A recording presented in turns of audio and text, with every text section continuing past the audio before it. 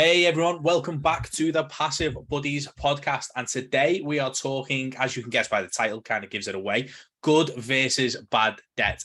As usual, Brandon Duff, my co-host, is here, and we're going to delve deep into obviously what type of debt is good to take on, what isn't good, and how you can stop yourself being broke. Brandon. Love it. Yeah, you people, you got to stop being broke.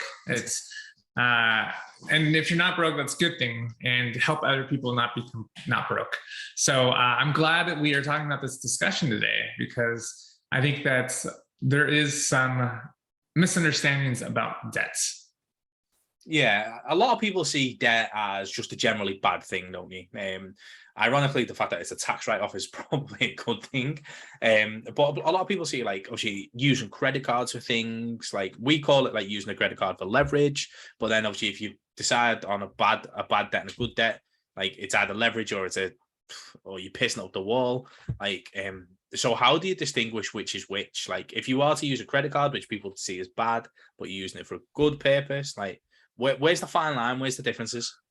Yeah, definitely. So as far as the credit card debt, that's most of the time going to be always bad debt, just because of it's not creating any kind of cash flow for you, unless you're doing something like, say, you're running your business on your credit card and you're paying off things, and that's to run your business, and that's a whole different topic.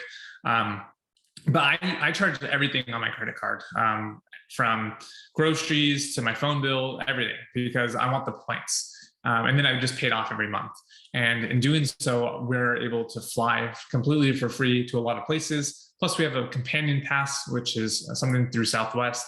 And so what we are able to do is we put everything on our credit cards, pay them off each month. We accrue a lot of points, travel points. With the partner program, what did I say? It's the companion pass. We're able to, I book a ticket and my wife gets a ticket for free, which is kind of nice. And so we're able to book cheap flights and then fly for free to places that Southwest flies to. So like we're going to Cabo in a few months, and then we're going to Hawaii in a few months. And that's completely free because of the points. But as far as you talked about leverage, that's kind of where I find debt to be also a great thing. So before we get into that, let's get into the differences between good debt and bad debt, because a lot of people, I think, still don't understand that. So when we get into good debt, I think of good debt as a debt you take on that will make you more money. So if that's something like a rental property, when I get a mortgage, I'm taking on good debt, or I'm taking on debt, and then that debt is making me more money. And that could be the same thing with my car. If you didn't listen to the last episode on Toro and how I'm able to make money from my car, then definitely check out that episode, because that was a good one. Definitely subscribe to the podcast so you get up to date on all of that information. But essentially, most people would buy a car and that would be considered bad debt, because one, you're not making any money from it, and you're putting more money into that debt. So you're putting more gas into it. It's pretty much a money sucking machine is what a car is. But unless you put it on Turo or another ride sharing, it's making you cash flow. I kind of get into, I would say gray debt would be like, say, student loan debt, because you're taking on all this debt with a chance of it improving your future income producing chances, I guess. But what is the percentage of people who go to uni, take on all this student debt? What is the percentage of people who actually use their degree in their job? Man, I have no idea, to be honest. My wife, she has double master's degrees. She had like $150,000 in debt. I ended up paying it off, but she had all this debt, and she is a psychologist, but she doesn't work in psychology at all. She is in property management. And she went from property management, now she's an asset manager.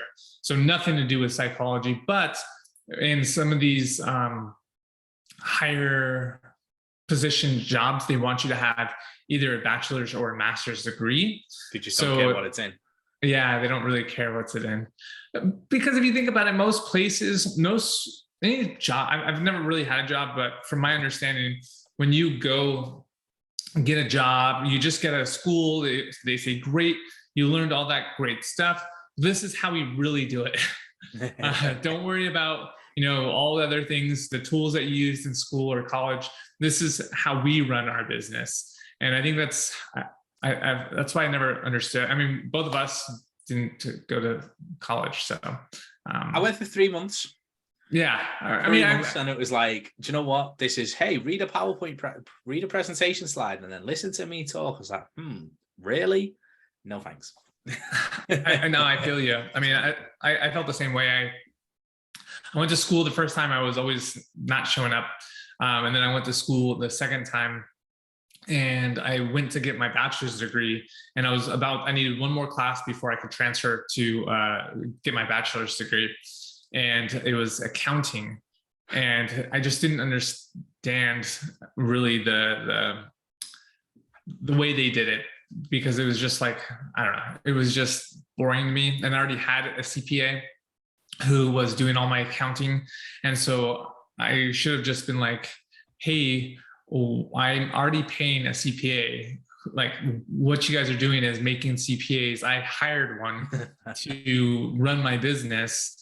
Can you just give me an A? And they wouldn't. So can you just give me an A because I'm outsourced it? Yeah. And so they didn't. So I was like, you know what?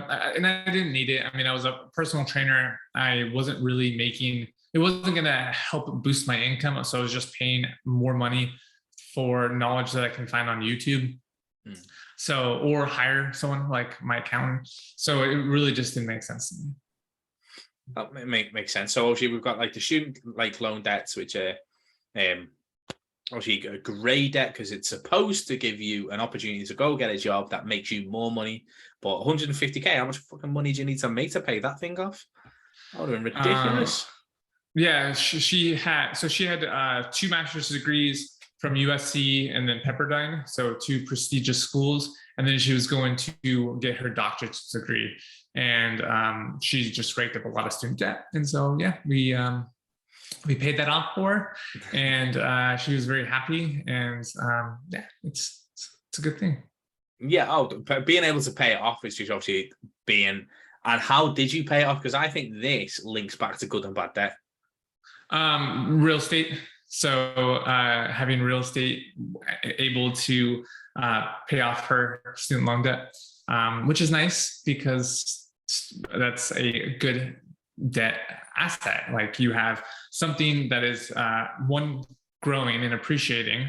You're getting cash flow from it. You're getting tax benefits. You get all sorts of tax benefits like depreciation, phantom debt, all that fun stuff. I already said appreciation, tax benefit, and creative financing. So like I can leverage that property, pull out the equity and use it to buy another rental property. So you talked about leverage in the beginning of the episode. So all sorts of fun things you can do with real estate. Unfortunately, I can't do that with my car. I can't just pull out the equity and I guess I could do like a title loan and buy another property, or another car, but it wouldn't make sense to me. Okay, so we've got bad debt. So like, let's talk about bad debt, because a lot of people get into this quite quickly, don't they? It's like, so using credit cards to buy like some crap around the house, like racking up loads of debt for holidays and all that type of stuff. Like, that is what you'd associate as bad debt. Is literally the definition is it doesn't bring you any monetary value. Right? So like store credit. Yeah. Going and getting a store credit card, doing layaway, anything like payment plans, recurring debt, all that is typically like Netflix. All that is it's just consumer debt, essentially, or bad debt is what I say. Anytime you're consuming something that doesn't kind of give you any kind of monetary value, then I consider it bad debt. Okay. So that's obviously bad debt. And obviously everyone gets like slipped into it all the time because they offer like great bonuses to go on a payment plan and a store credit, don't they? Like some of the things that you can see now to get people to go onto a payment plan. Like I know this is completely off topic, but why do you think payment plans are so attractive to the company? Because it boosts their balance sheets. So they know that they have recurring income coming in. So they're evaluated at a higher um, evaluation. So they're able to take on, if they have this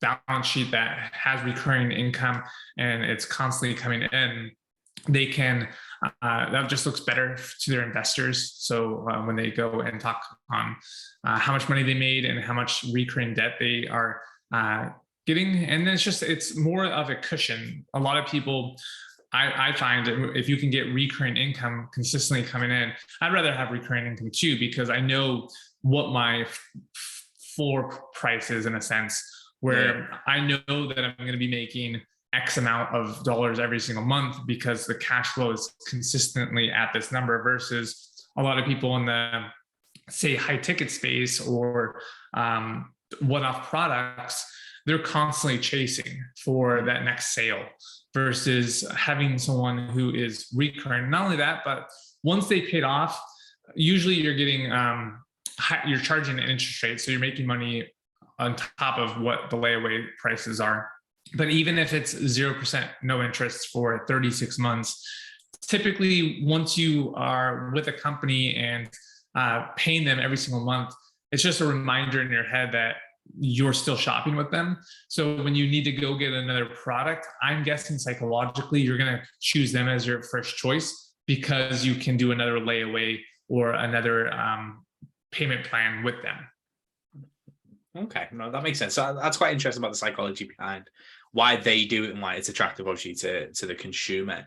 Now, how do you get into the spiral of getting into that good debt and obviously acquiring those good debts? And how do you mentally prepare yourself for having this debt and not being scared of it? Yeah, definitely. So I think that a lot of people get scared about debt. I think at one point we had like $1 million in debt just because we had rental properties, and that, I mean, we only have like 300 something thousand now, but having that $1 million in debt was kind of like, that's a little bit scary, because obviously if we go through a crisis and people can't pay for their rents, then that money is still going to need to be paid to the banks.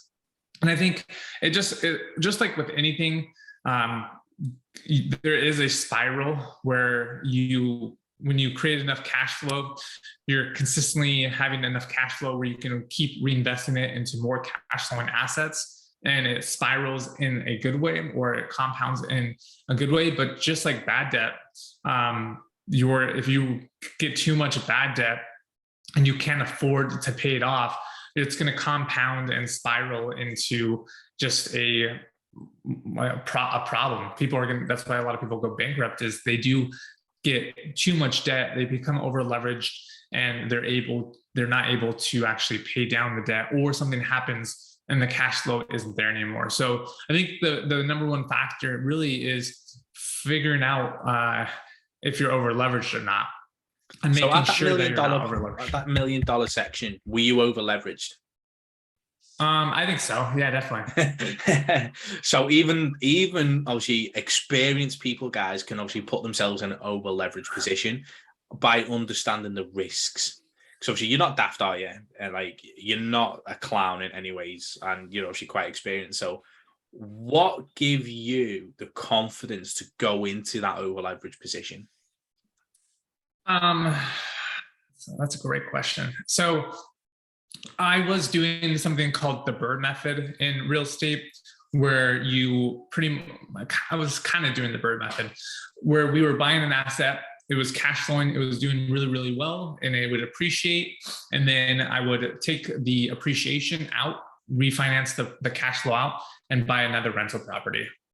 And then I would do that again. And so those two properties were able to take out the debt, buy a 4-unit, And then I think we'll be talking about this in a later episode, or I don't know if we talked it previously, but then on the third property, I was able to take out all the cash flow from all three properties and pay no money out of pocket, and pretty much buy the fourth property, which was another 4-unit, without any extra money out of pocket.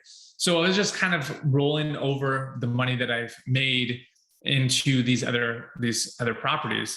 And so with economies of scale, that the prices would go up, but since I kept pulling out the principal off the first property, it became it was break even on cash flow. So that's when I knew it was kind of being over leveraged, and being able to have that break even really wasn't sitting comfortable for me.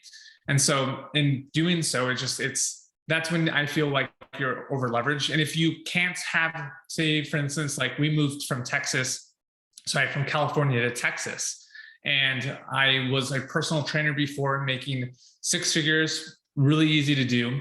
And then wasn't really easy to do, but I was making that very easily, and if not more. And then I moved to Texas to start all over. And so that change in my ability or my confidence, I guess, in being able to pay that was slightly on edge. And so when I was not creating as much capital as I once was being a personal trainer, that's when I knew I was a little bit over leveraged, and that I should probably pull back the reins just a little bit. Okay. So obviously at that point, so it was the active income like reduction that caused you to be over leveraged. Yeah, because I think that if your active income can cover the worst case scenario that all of our tenants move out and they're not able to pay, or say, for instance, we go through a lockdown like we did with COVID, and they weren't allowed to evict people for not paying rent. Then you're put in a position where that debt still needs to be paid. So our active income could cover that really easily when we're in California, but when we moved, it just didn't make sense anymore. So that's when exactly like you said, not having the active income made me feel that I was over leveraged. So when you were at that position, obviously, did you feel like the houses were good debt or bad debt, or a grey? Because it was like the grey, but something could go wrong and turn very bad. I still think it's good debt. I think that if you're able to create cash flow from it, which I was, other people were paying down the asset, I wasn't.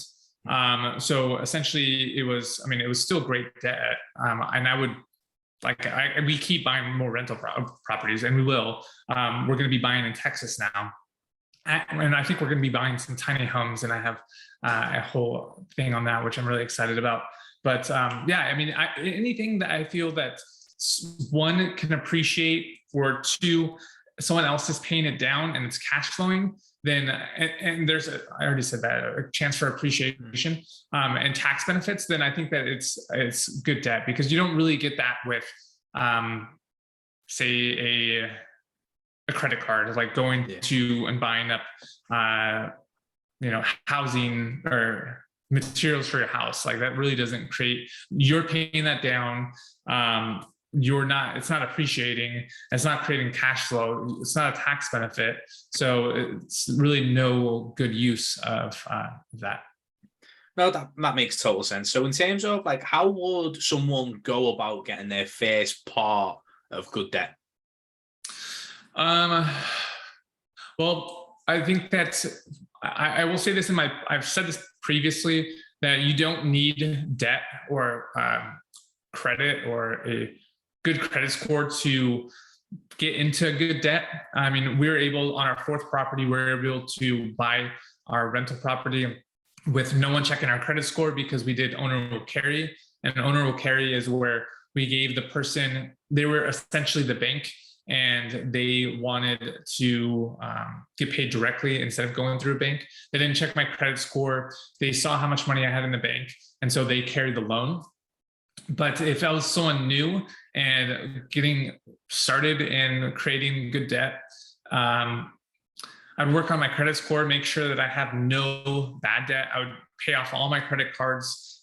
If I have student loan debt that's like super low interest, then I would try and pay that off. Or if it had a super low balance and a high interest rate, or even a low interest rate, but it was a low balance, I would definitely try and pay that off as quick as possible, because you want to make sure that you have enough cash flow coming in where you can support whatever your investment is, so that if it does go sideways, say your tenant decides to move out one night and is not paying the mortgage, you can cover that property. Because if you have a property that's not being paid by anyone else but yourself, then I would consider that bad debt, because you're only getting really appreciation.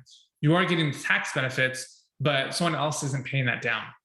You are. And so you might, and that's why I think a lot of people call owning your own house a liability, because it's a money sink, because you're having to pay for electricity, you're having to pay for the mortgage, you're having to pay for the landscaping and the grass and all that stuff. And I can't really write that off as expenses like I can if it was a rental property.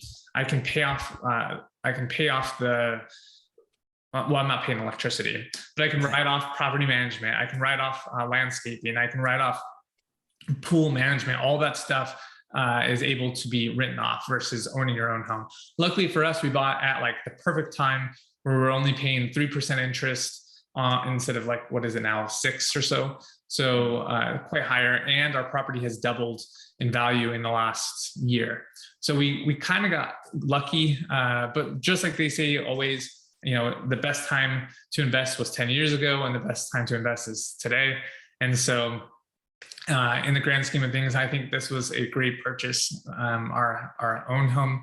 And I don't consider it a really liability, because our payment is so low. I think we have like 60% equity in the property now.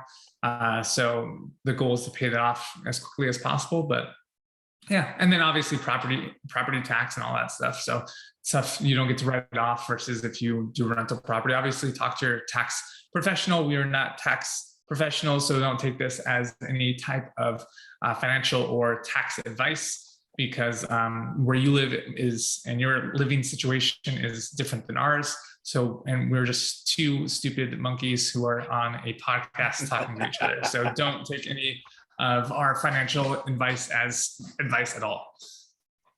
I love it. Absolutely love it. So do you feel like you've given everybody enough to understand the differences between them both, what to do to get out of bad debt and what to do to get into good debt? So bad debt to get out, there's, I think, the snowball effect, where essentially you just pay down your lowest recurring income thing. So if you have a credit card that has $50 on it, each month you have to pay, and one that has $100, you pay the one that is $50 a month. If it has a lower balance, obviously you want the lower balance of the two. So say for instance, one had $1,000 on it left, that was $50 a month, and one had $2,000 and was $100 a month. You would pay the $1,000, and then you roll that debt, you paid off, and then roll the extra $50 into the next one and pay that down as quickly as possible. And so that way you're snowballing your debt and you're freeing up cash flow to reinvest into the bad debt. I think the best investment you can make if you have a lot of debt is don't buy any kind of income producing asset. Go pay down your debt, because that debt is going to allow you to free up cash flow. And that's ultimately what we're striving for as investors, is just cash flow. The more cash flow we can get, the more we can take and just redistribute it or invest it into more income producing assets. And so if you can free up your cash flow and create more cash flow from assets, then you're going to be in a good place. And so if you want to do that, I think that paying down your student loan debt and paying down all your recurring debt, cutting as many subscriptions as possible, is a good start. And then from there, start buying income producing assets or companies or anything that will create cash flow. Love it. Absolutely love it. Okay, so I think we've covered it. And guys, obviously, if you do have any questions, 100%, if you are watching the YouTube version, put the comments below, put your questions below, and we'll do our best to obviously get these answered and help you guys out. If you are on the Spotify or the Apple Podcast, obviously give us a follow, and we greatly appreciate it. Thank you for sticking around to the end, and we will see you on the next episode. Peace.